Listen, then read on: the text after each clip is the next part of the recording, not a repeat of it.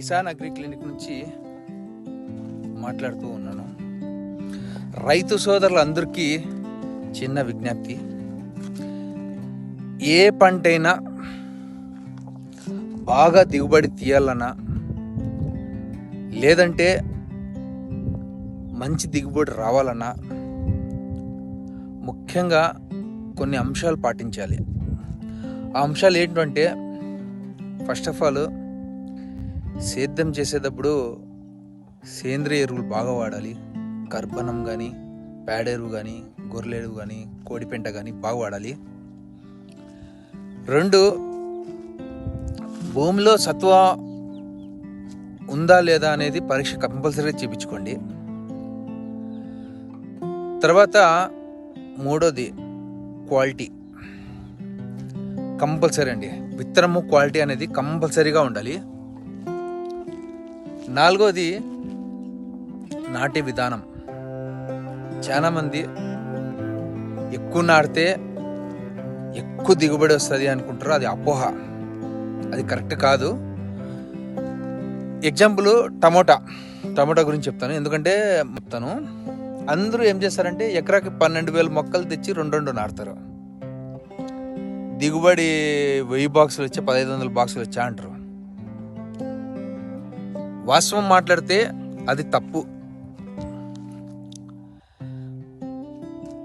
అడుక్కోటి ఎకరాకి 4500 మొక్కలు ఎకరాకి నాటి అడుక్కోటి నాటి చూడండి, మీకు క్వాలిటీ వస్తుంది, కాయ క్వాలిటీ వస్తుంది. 2 షైనింగ్ అవ్వచ్చు, లేదంటే కాపు ఎక్కువ రావడం అవ్వచ్చు.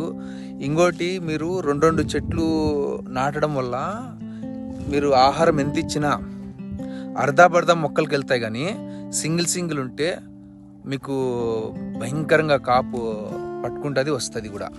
అంటే ఎగ్జాంపుల్, కేజీ చికెన్ తెచ్చి 4 తింటే ఎట్లుంటుంది, 2 తింటే ఎట్లుంటుంది, 1 తింటే ఎట్లుంటుంది. 1 తింటే సాల్కి వస్తుంది, కడుపు నిండి మిగులుతుంది. అదే 2 తింటే సరిపోతుంది, అంత కడుపు నిండి అంత అయితే దొరకదు. 4 అయితే ఏదో తిన్నామన్నట్టు ఉంటుంది. కాబట్టి ఒక పంట దిగుబడి బాగా తీయాలంటే చాలా రకాలు ఇవి ఉంటాయి. ఇంకోటి 5వ పాయింట్ ఏమంటే, చాలా మంది చేసే తప్పు, రైతులు రేట్ ఉంటే మందులు కొడతారు, రేట్ లేకపోతే దాని గురించి పట్టించుకోరు. అది చాలా తప్పండి. మీరు చేయాల్సింది రేట్ ఉందా లేదా అని కాదు, పంట పెట్టాక పంట దిగుబడి బాగా రావడం గురించి ఆలోచన చేయాలి, కానీ రేటు గురించి ఆలోచన చేయొద్దండి. 2, 6వ పాయింట్, చాలా మంది ఆలోచించేది, వాడు పెట్టినాడు, వానికి 10 లక్షలు వచ్చింది, నేను పెడతా, వాడు పెట్ట, నువ్వు పెట్ట. ఇది తప్పండి. ఒక 10 మంది పెట్టినారంటే అది వదిలేయండి, వాళ్ళే తిని మనం ఇంకోటి ఆలోచన చేద్దాం. ఖచ్చితంగా దేవుడు వాళ్ళు బాగుండాలని కోరుకుంటే మనం బాగుంటాం. ఈ పాయింట్లు ఆలోచించి మీరు పంటలు పెట్టండి, మంచి దిగుబడి తీస్తారు, మంచి రేటు వస్తుంది. ఒకవేళ రేటు తక్కువ ఉన్నా కాపు ఎక్కువ రావడంతో మీకు నష్టం అనేది రాదు. సరే, మరి ఇంతటితో ముగిస్తా ఉన్నాను.